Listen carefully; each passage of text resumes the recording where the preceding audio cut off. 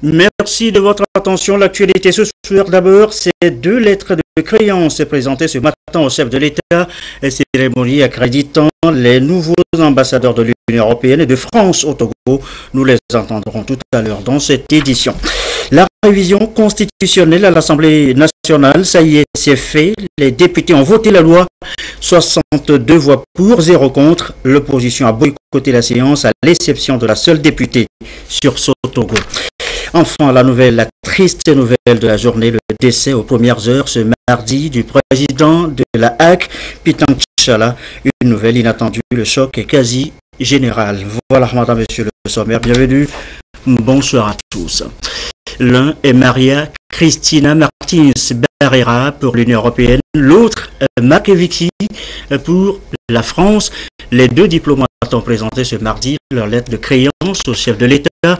Cérémonie ce matin, la présidence de la République. Les 2 ambassadeurs, vous allez les entendre, à l'issue de l'audience, ont livré les grandes lignes de leur mission au Togo, le récit de Prudence Zinsou.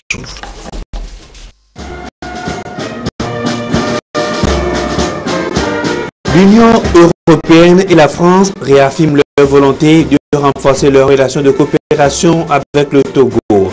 Les ambassadeurs Maria Cristina Martins Barrera de l'Union européenne et Marc Vizy de la France vont désormais impulser une nouvelle dynamique à cette coopération avec le Togo.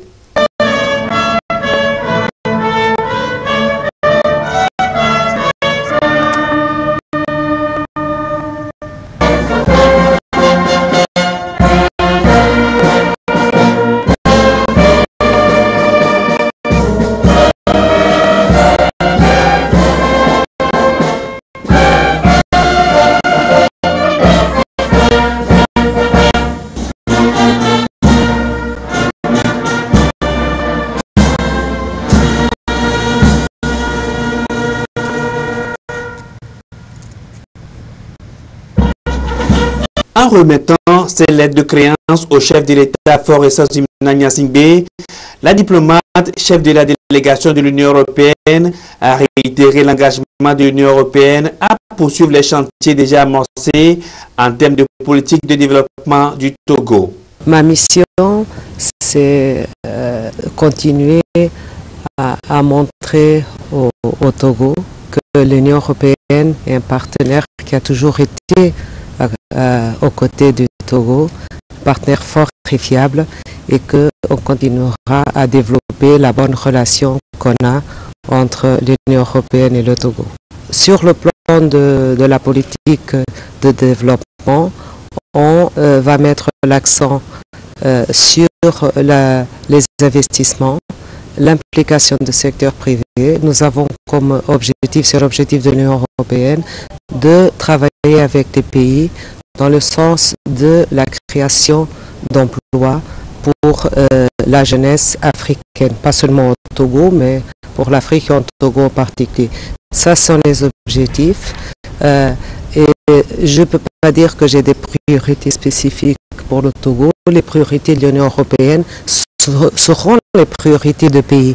Et nous serons là, comme nous avons été par le passé, aux côtés du Togo dans les efforts de développement pour garantir un meilleur futur pour tous les citoyens. Je pense que j'arrive à un moment qui est extrêmement important dans nos relations, étant donné qu'on est à la veille du sommet de Europe-Afrique et plusieurs questions qui sont des intérêts partagés et des préoccupations partagées seront discutées.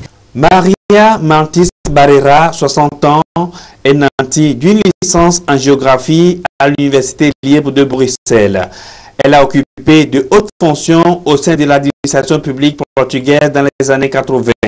Après avoir passé 2 ans en tant qu'assistante au Parlement européen, la diplomate a eu la charge de la gestion des effectifs dans le service extérieur. Depuis septembre 2015, elle était chef de la division coordination horizontale à l'état-major de l'Union européenne au service européen pour l'action extérieure avant d'être appelée à cette nouvelle fonction au Togo. Elle est mariée et parle français, le portugais, l'anglais et l'espagnol. Marc Vizy compte renforcer l'axe Lomé-Paris en œuvrant aux côtés du Togo dans le domaine de la sécurité maritime, la promotion de l'économie bleue et le développement des services socio-économiques de base. Le Togo et la France sont des pays amis, liés par l'histoire.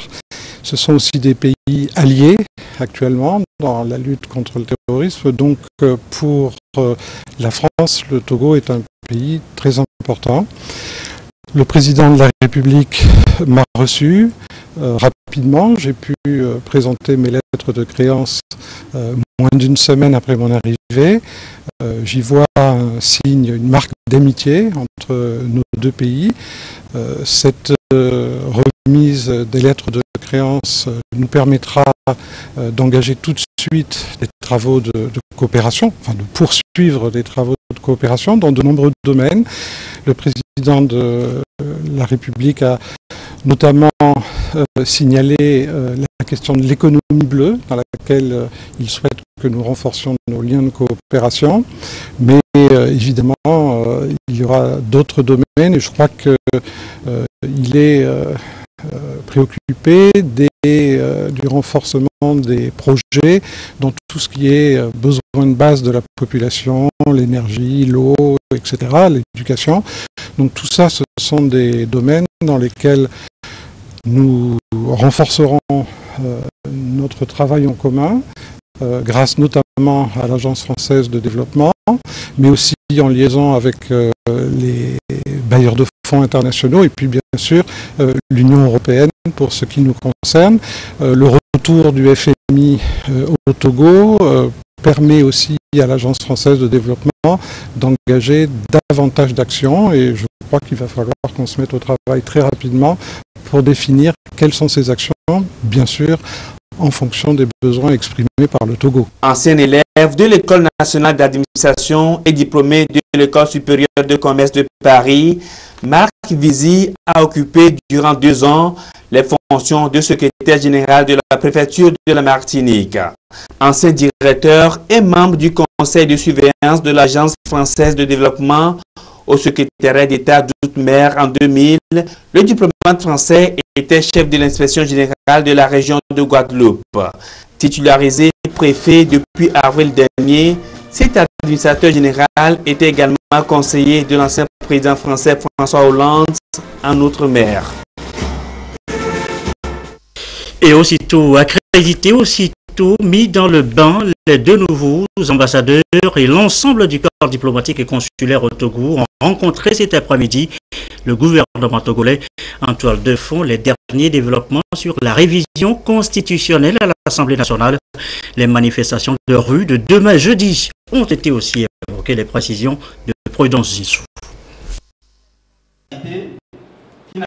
Les derniers développements de la situation sociopolitique de ces derniers jours partagés ici avec les membres du corps diplomatique et consulaire et les organisations internationales accréditées au Togo.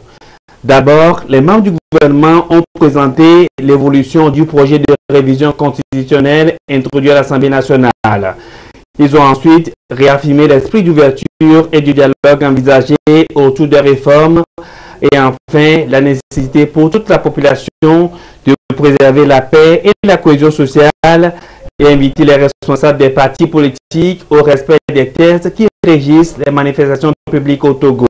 Nous avons pris l'occasion pour leur expliquer,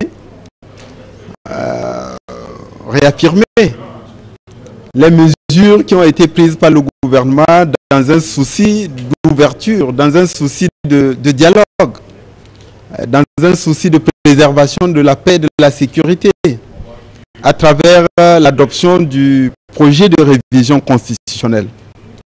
Cela a été également l'occasion de leur dire qu'au moment où le projet du gouvernement avait été adopté, il y avait une proposition de révision émanant de l'opposition qui avait été ajournée à l'Assemblée nationale. Et l'espoir était que ces 2 textes pourraient être débattus ensemble, ce qui créait les conditions d'un dialogue. Malheureusement, pour des raisons qui nous échappent, la proposition a été retirée. Cela étant, comme le gouvernement a le réaffirmé, il y a une volonté, il y a un engagement, il y a une détermination à agir pour aboutir dans les réformes. Au sujet des manifestations de rue prévues les 20 et 21 septembre à Lomé et dans certaines villes du Togo, un appel a été lancé au sens de la retenue et de la responsabilité. Nous avons aussi profité pour réaffirmer l'attachement du gouvernement et des autorités togolaises à la préservation et au respect des libertés publiques, notamment la liberté de réunion et de manifestation. Et nous constatons qu'il y a eu beaucoup de manifestations publiques ces derniers mois et dans l'ensemble, tout s'est bien passé. Malheureusement, lorsqu'il y a de la part des organisateurs des marches ou de certains manifestants un esprit de provocation ou d'affrontement, ça risque, ça conduit parfois à quelques incidents déplorables. Mais bien entendu, nous exhortons les partis politiques et les organisateurs des marches à agir dans le respect de la loi et à coopérer étroitement avec les forces de l'ordre pour que la gestion et l'encadrement des manifestations puissent se dérouler convenablement. Pour le ministre de la Sécurité et de la Protection civile, des dispositions sont prises pour mieux encadrer les manifestations de rue prévues par l'opposition et la majorité. Il appelle les manifestants au respect des itinéraires prévus. Partons de 3 points. Donc, il y a Aouedemakwé, il y a Atikoumé et Gakoto. Mais 2 points de chute. Premier point de chute au carrefour BKS et deuxième point de chute au terrain du Bas-Fond, du collège Saint-Joseph. Avec des itinéraires qu'on a arrêtés d'un commun accord avec la délégation de l'opposition. Donc, a priori, la marche doit bien se passer. Aussi bien demain et après-demain. Donc pour le parti uni, ils partiront de Casablanca pour aller vers la plage. Là-bas aussi, c'est un itinéraire. Les itinéraires ne se croisent pas. Ça veut dire si chacun fait un petit effort, les 2 groupes doivent faire leur marche dans la sérénité.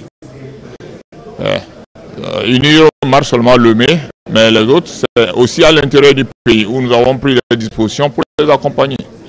Tout ce qu'on demande aux uns et aux autres, c'est de respecter ce qui a été arrêté d'un commun accord. Les responsables des partis politiques devraient donc sensibiliser leurs militants et sympathisants au respect des biens publics et à proscrire la violence durant ces manifestations et à toujours œuvrer pour le caractère pacifique des marches. A signaler que ce mardi 19 septembre, le ministre des Affaires étrangères de la Chine, son Excellence Yang Yi, et son homologue du Togo, son Excellence Robert Doucet, ont échangé des messages de félicitations à l'occasion du 45e anniversaire de l'établissement des relations diplomatiques entre les 2 pays. Dans la foulée, ce communiqué du gouvernement, ce mardi 19 septembre 2017, le gouvernement a adressé à la coalition des partis politiques et CAP 2015, le groupe des 6 CAIR, PNP et Santé du Peuple, une correspondance afin d'attirer son attention sur les informations faisant état de la présence à la demande de la dite coalition sur le territoire national de personnes de nationalités étrangères en vue de participer à des actes de violence à l'occasion des manifestations projetées les 20 et 21 septembre 2017. De même, il a été donné de relever des déclarations écrites, audio ou vidéo de personnes se réclamant de la même coalition, appelant également aux actes de violence et d'atteinte aux biens et aux personnes. Face à ces informations, le gouvernement invite instamment les responsables des partis politiques et leurs militants à faire preuve de retenue et de responsabilité en veillant scrupuleusement au caractère pacifique de ces manifestations. Les leaders des partis politiques concernés ont la responsabilité primordiale de veiller au bon déroulement des manifestations conformément aux dispositions légales en vigueur.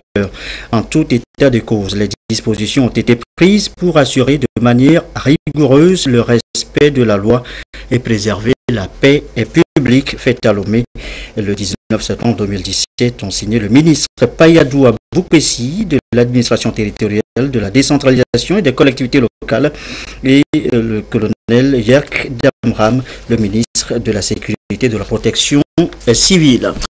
Direction maintenant l'Assemblée nationale, attendue ce mardi, le vote de la loi portant révision constitutionnelle. Eh bien, c'est fait, la loi a été votée, 62 voix pour, 0 contre, et en l'absence des députés de l'opposition qui ont boycotté la séance, à l'exception de la députée Sursaut Togo. L'on se dirige vers un référendum. Samuel Débé, Pierre Tsoukou.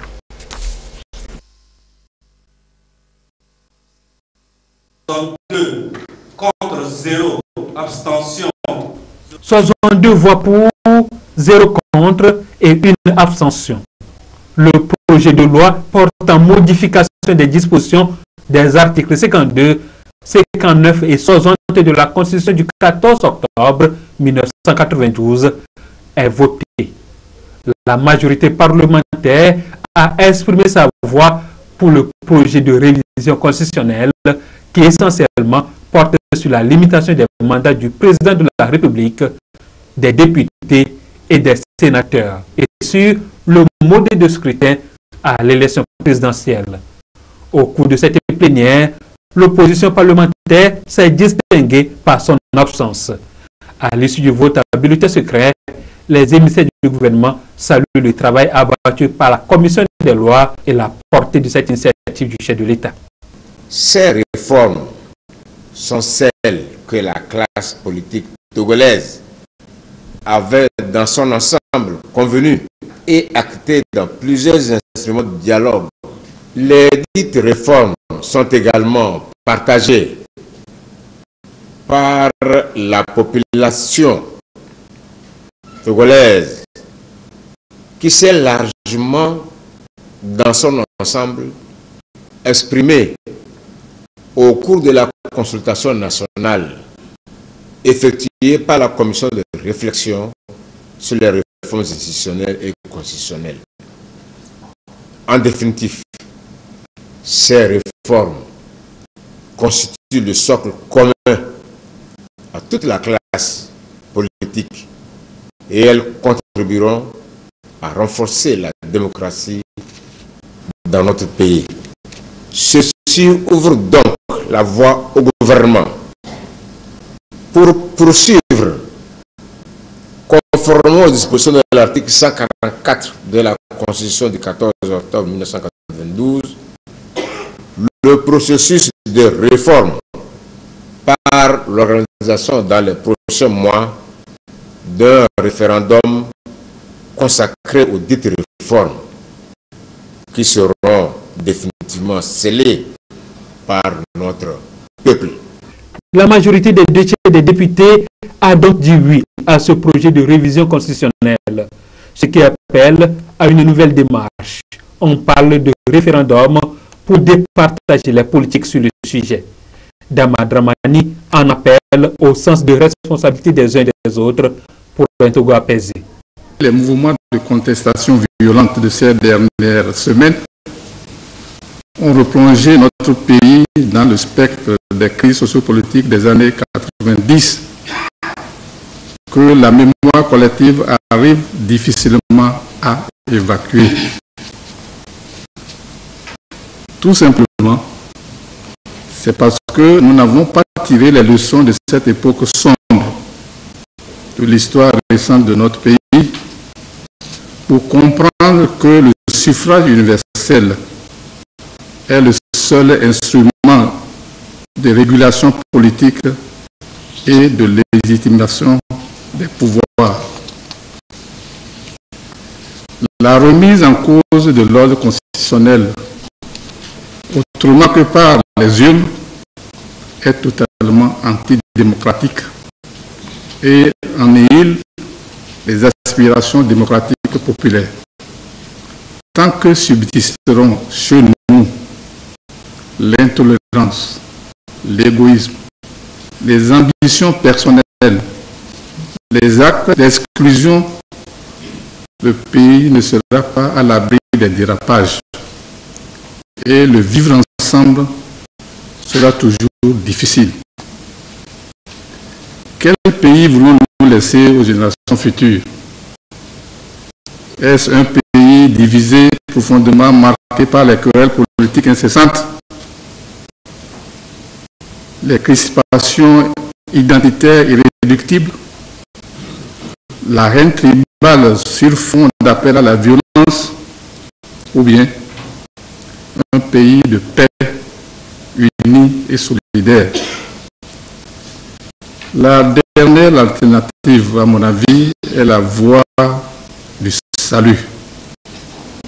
Il nous faut alors nous ressaisir, nous Togolais, nous donner la main pour construire ensemble notre patrimoine commun, le Togo, dans la paix, dans la cohésion et dans l'unité.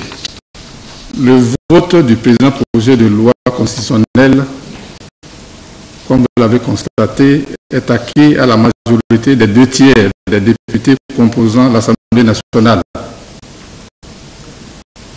Le gouvernement doit en tirer toutes les conséquences qui en découlent, à savoir le recours au référendum afin de redonner la parole au peuple souverain pour départager les politiques. Le vote par l'Assemblée nationale de cette loi met fin à la deuxième session extraordinaire de l'année 2017 de l'institution. Et des révisions constitutionnelles, eh bien le Togo en a connu par le passé. Voici d'ailleurs l'historique des réformes au Togo, un document de Adolphe Paka. L'initiative de la révision constitutionnelle est une démonstration de la volonté constante d'écoute, du dialogue et d'apaisement du chef de l'État. Cette démarche s'inscrit dans une dynamique de poursuite des réformes déjà engagées depuis 2005. Le chef de l'État a pris la mesure de la situation en adoptant en Conseil des ministres l'avant-projet de loi relatif à la modification constitutionnelle à soumettre à l'Assemblée nationale. Cette intention venait de confirmer une fois encore la volonté exprimée du président de la République de traduire en actes les principaux points contenus dans l'accord politique global d'août 2006, à savoir la limitation du nombre de mandats présidentiels et un scrutin à 2 tours. Ce geste posé par le gouvernement était de répondre aux principales revendications de l'opposition et de facto apaiser le climat politique dans le pays. Le chef de l'État a de plus mis l'accent, selon les termes du projet, sur la nécessité de préserver le climat de paix et de sécurité dont notre pays jouit et de répondre aux préoccupations socio-économiques des citoyens. Le Togo est l'un des rares pays en Afrique à préserver son climat de paix et de cohésion sociale. Le Togo, ce creuset dans lequel partage une diversité de peuples, diversité d'opinions et de religions. Cette marque de fraternité et de tolérance est identitaire au peuple togolais, une marque de qualité à préserver à tout prix, puisqu'elle est indispensable à la sécurité et au développement économique et social du pays. La liberté de religion, oui, mais pas d'anarchie dans l'exercice ni dans l'implantation d'un lieu de culte au Togo, rappel du ministre de l'administration territoriale ce matin aux associations religieuses. C'était au cours d'une rencontre d'échange riche d'ébé. Antoinette Oumavova pour les précisions. Toute personne a droit à la liberté de religion, de culte et d'expression. Ainsi stipule l'article 25 de la Constitution togolaise. L'exercice de ces droits et libertés doit se faire dans le respect des textes en vigueur. Aujourd'hui, le paysage religieux est marqué par la prolifération des associations religieuses et philosophiques. Cette situation entraîne des conséquences, notamment l'abus de confiance, l'escroquerie, le viol, les nuisances sonores. Et c'est ce qui a motivé la décision du gouvernement à travers le ministère de l'administration territoriale de suspendre depuis 2013 l'attribution des autorisations d'implantation des lieux de culte. C'est pour sensibiliser les pasteurs, sensibiliser tous les cultes, la tenue des cultes, le lieu des cultes, les moments des cultes et comment essayer de les aider à avoir certains les récépissés pour qu'ils ne puissent pas opérer dans la clandestinité, mais qu'ils puissent opérer dans l'égalité. Je peux avoir ma religion, mais pas toutefois nuire à quelqu'un. Il est aujourd'hui question de recenser les organisations religieuses, les réorganiser pour avoir un fichier actualisé. Et c'est la raison d'être de cette rencontre d'échange. Ce recensement est effectué par les services de la police et de la gendarmerie. Et ce recensement consiste à reconnaître les différents lieux de culte que nous avons sur l'ensemble du territoire, à savoir les églises, les mosquées, les couvents et les écoles coraniques. Donc avoir une cartographie de ces lieux de culte de façon à pouvoir faciliter leur suivi sur le terrain. Nous allons présenter un avant-projet de loi qui est en cours d'adoption actuellement dans notre pays. Il s'agit donc de la loi sur l'exercice des cultes. C'est un avant-projet qui est actuellement sur la table du gouvernement et qui va réglementer l'exercice des cultes au Togo. Parce que jusqu'à maintenant, c'est la loi de 1901 qui est une loi qui régit en réalité les associations de type société civile qui s'appliquent aux associations religieuses. Près de 500 associations religieuses sont reconnues par le ministère de l'administration territoriale.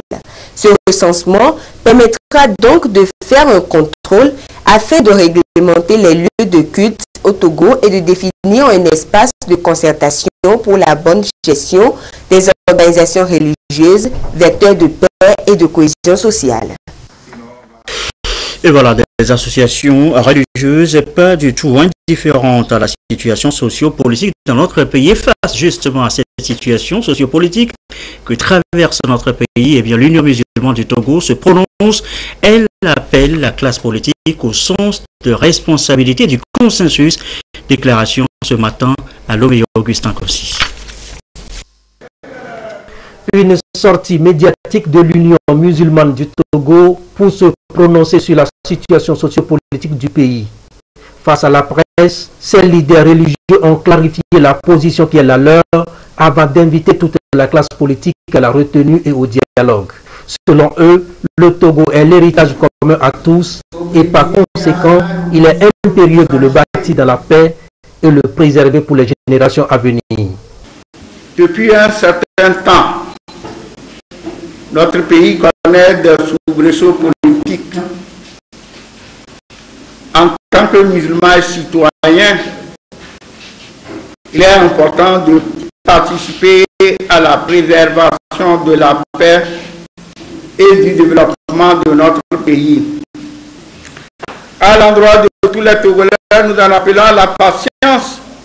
À l'endroit de tous les partis politiques, nous préconisons, souhaitons un dialogue franc et sincère, susceptible d'aboutir à l'apaisement et de sauvegarder les vies humaines, car nous savons qu'aucun Togolais ne veut du mal à notre pays. C'est la manière de procéder à la réalisation de nos objectifs qui diffèrent.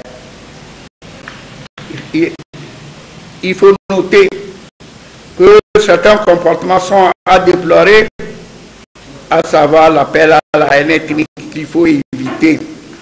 Nous demandons à tous les imams, à tous les prédicateurs de ne pas tomber dans l'amalgame et prêcher pour l'Assemblée et non pour diviser conformément au Coran et au hadith du prophète Mohammed sallallahu alayhi wa sallam. De plus, l'Union musulmane du Togo exhorte les acteurs politiques à une prise de conscience responsable. Et aux imams et prédicateurs, elle recommande les supplications à Allah le miséricordieux pour une sortie de crise pacifique au Togo. De son côté, la jeunesse en action pour la non-violence appelle à la paix, à la cohésion sociale. Le mouvement a animé conjointement avec le Conseil national de la jeunesse un point de presse ce mardi. Idem pour le MJPG, Mouvement des jeunes pour la popularisation de la bonne gouvernance, qui s'est prononcé notamment sur la déclaration des évêques dimanche dernier à Lomé. Sonia Ménico, Serge Taston.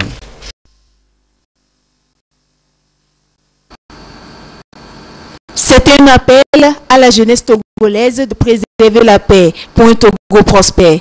L'invitation vient de la jeunesse en action pour la non-violence, JAN. L'avenir de ce pays est entre nos mains. Ayons des comportements responsables. Évitons tout acte de violence et de vandalisme. Que tout se fasse dans la paix et dans la concorde nationale. C'est le moment d'appeler nos leaders politiques aussi de l'opposition que de la mouvance présidentielle à privilégier plutôt la voie de concertation. Qu'ils ne comprennent que toutes les réflexions et actions qui auront à poser relèvent de l'intérêt général. Que la diaspora revoie sa position et appelle beaucoup plus à la paix. Présent à ce point de presse, les chefs traditionnels ont aussi appelé la jeunesse togolaise à la promotion du vivre ensemble pour une cohésion sociale durable. Cette initiative de la JAN à prôner la non-violence est soutenue par le Conseil national de la jeunesse, CNJ. Cette rencontre du mouvement des jeunes pour la popularisation de la bonne gouvernance, MJPG, avec les hommes des médias, fait suite à l'appel lancé par la conférence des évêques du Togo sur la situation sociopolitique actuelle. Ils se sentent donc interpellés par cette parole de Dieu adressée au prophète Ézéchiel et sur la foi des prières organisées dans tous les diocèses ont imploré la lumière de l'Esprit Saint sur les plus hautes autorités de notre pays afin qu'elles opèrent les réformes. La paix sociale sera préservée à tout prix et les réformes s'opéreront dans le respect des institutions et des lois de la République. Dans cette déclaration, les évêques du Togo invitent la population à la retenue et à la non-violence. Un reportage de Serge Tastom présenté par Ferdinand Tiassoua. Dans la foulée, ce nouveau mouvement qui vient de voir le jour, le mouvement TPMP, entendrez, touche pas mon président. Mouvement né ce mardi même, il invite les Togolais au respect des valeurs démocratiques. Tabit ici à Capo, Gérald Agoudjou. Le mouvement touche pas mon président TPMP appelle les Togolais à œuvrer pour la préservation de la paix. Des réformes politiques, oui, mais dans une atmosphère de paix, de consensus et surtout de préservation de l'intérêt national. Touche pas à mon président est là. Nous sommes régulièrement installés et notre programme, et nous venons de lancer ce mouvement et dans les jours à venir, dans les semaines à venir, nous allons sillonner tout le pays pour réaffirmer cet engagement et cette fermeté de respect des valeurs républicaines et de soutien aux réformes et à la Constitution engagée par le chef de l'État. Le mouvement TPMP a exhorté les militants du parti au pouvoir à rester mobilisés pour la défense des valeurs de paix prônées par le chef de l'État. Ce communiqué du gouvernement pour poursuivre cette édition, c'est avec beaucoup de peine, de stupeur et de douleur que le gouvernement annonce à l'opinion nationale et internationale le décès subit de ce 19 septembre 2019 de M. Pitang Tchala, président de la Haute Autorité de l'Audiovisuel et de la Haute... toutes nos excuses, président de la Haute Autorité de l'Audiovisuel de la Communication, HAC. En effet, alors qu'il pratiquait son sport matinal, comme d'habitude, il a été surpris par un malaise. Transporté à une clinique de la place, il a été accueilli par les médecins qui ont fait le constat d'un arrêt cardiaque. Journaliste, ancien directeur de Radio Lomé, de la télévision togolaise, ancien ministre de la Communication et de la Formation civique, ancien conseiller du président de la République et tout dernièrement élu président de la Haute Autorité de l'Audiovisuel de la Communication, le président Pitang Tchala s'en est allé à 63 ans alors qu'il s'était engagé dans un vaste programme de modernisation des médias et de professionnalisation des journalistes. C'est acteur majeur dans l'élaboration du code de la presse et de la communication au Togo, ayant conduit à la dépénalisation des délits de presse, nous a quittés au moment où la nation togolaise dans son ensemble et le monde médiatique en particulier avait encore besoin de son expertise et de ses expériences. En ces circonstances douloureuses, le gouvernement adresse ses vives condoléances et sa compassion à la famille éplorée de ce grand serviteur de l'État, aux membres de la HAC et au monde de la presse togolaise et internationale. Puisse Dieu l'accueillir dans son royaume et accorder à son âme le repos éternel, communiqué donc du gouvernement. La nouvelle était inattendue, le choc en effet quasi général. Ce mardi, aux premières heures de la matinée, le décès du président Pitang Tchala a jeté le monde dans la communication, dans l'effroi, la classe politique dans l'effroi. Retour ce soir sur la vie et le parcours de l'homme. Cette grande figure bien connue de la presse togolaise, Pitang Tchala a fini sa course ce 19 septembre. Alors qu'il était encore aux commandes de la Haute Autorité de l'Audiovisuel et de la Communication, ce fut un grand homme qui commença très tôt sa carrière dans le journalisme. Il fut à la tête de Radio Lomé puis de la télévision togolaise. Une structure qu'il a gérée jusqu'à sa nomination à la tête du ministère de la Communication. Directeur fondateur de la télévision deuxième et conseiller du chef de l'État, Pitang Tchala a été nommé en 2016 président de la Haute Autorité de l'Audiovisuel et de la Communication pour un mandat de 5 ans. Un mandat inachevé, il est donc fauché par la mort. Il est 20h33. Autre sujet évoqué ce soir, la 6e Assemblée Générale de l'Association des institutions de garantie d'Afrique à l'ordre du jour, bilan des activités, élection de nouveaux bureaux. Les précisions, Viviane Souvi et Dem Sousoupo. Les institutions de garantie d'Afrique en quête de mécanismes innovants pour accompagner davantage les entreprises et aussi assurer leur propre pérennité. À cette 6e Assemblée Générale de l'Association professionnelle des institutions de garantie d'Afrique APIGA, les débats vont porter sur la notation financière pour mieux apprécier les capacités à garantir ces fonds. Le métier de garant aujourd'hui doit se mettre en œuvre dans un complexe qui est devenu beaucoup plus difficile parce que justement il y a moins de ressources et il faut plus de sécurité pour toutes les parties prenantes. Donc, pour nous, association de garants, l'intérêt pour nous, c'est vraiment de nous situer dans la dynamique de ces changements, de ces renforcements de sécurité. Nous ne sommes pas nombreux à avoir franchi le cap de la notation, par exemple, alors que la notation donne, en fait, en termes de sécurité, aux parties prenantes dans une transaction, tout au moins l'information financière concernant la personne notée. Donc, pour nous, le grand défi, c'est vraiment d'arriver à se professionnaliser à travers des instruments comme la notation, des instruments comme la prise ou la mise en place même de ratios prudentiels. L'Assemblée générale se tient au moment où la croissance économique du continent est toujours au ralenti. Cette association soutient donc les politiques et programmes économiques des gouvernements dans le contexte de la facilitation de l'accès des entreprises au financement bancaire.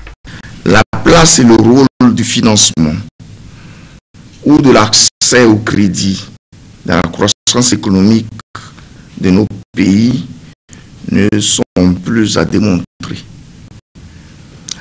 À cet égard, les institutions de garantie ont la responsabilité de proposer des solutions pour sécuriser les financements en vue de conforter les institutions financières, notamment les banques et établissements financiers, qui manifestent quelquefois une certaine frilosité dans l'accompagnement de nos entreprises, en particulier les PME et PMI. Les échanges ici permettront d'appréhender la complexité du financement des PME et d'améliorer les pratiques professionnelles pour le bien-être des entreprises. Les débats sur la question de notation financière permettront également aux membres de l'APIGA d'estimer les risques et aussi maîtriser l'information financière, des éléments clés dans les choix des finances. Un mot de sport pour refermer cette édition du sourire de la boxe, c'est les explications de Azad Kelani Bayor, le premier vice-président de l'Association internationale de boxe, suspendu, était face à la presse mardi, à nommé Claude Amand.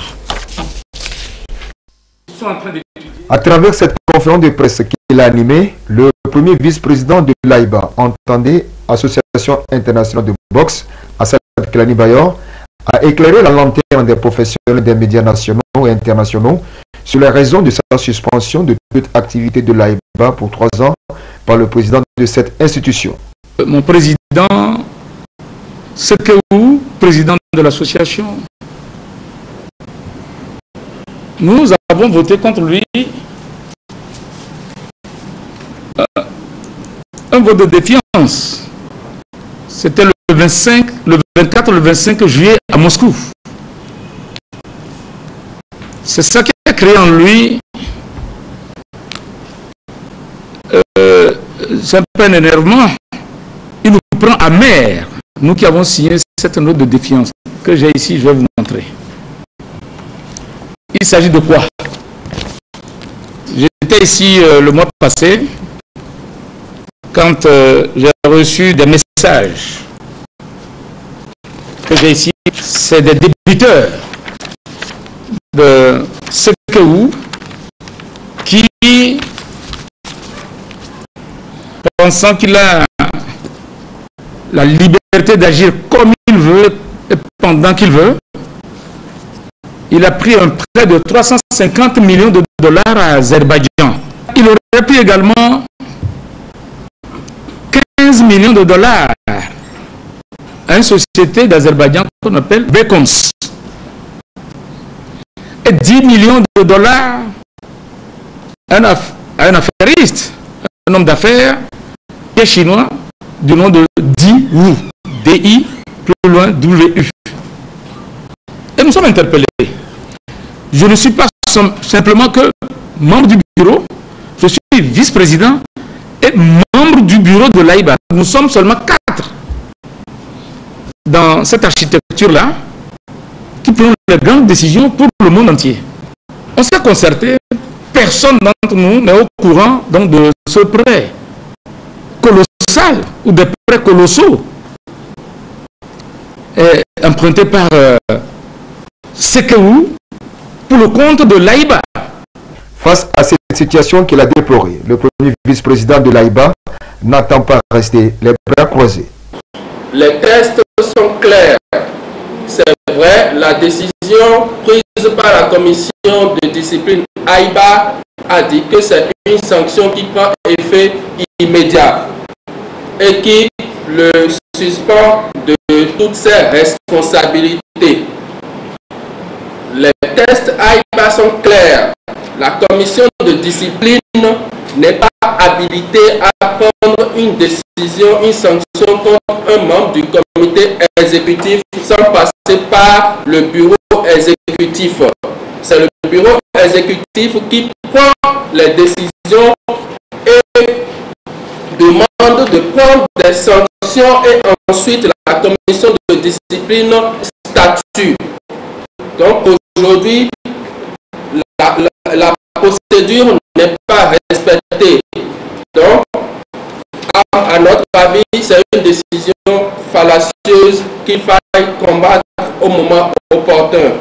La suite de cette affaire sera connue en novembre lors du congrès extraordinaire de l'AIBA prévu à Sofia, en Bulgarie.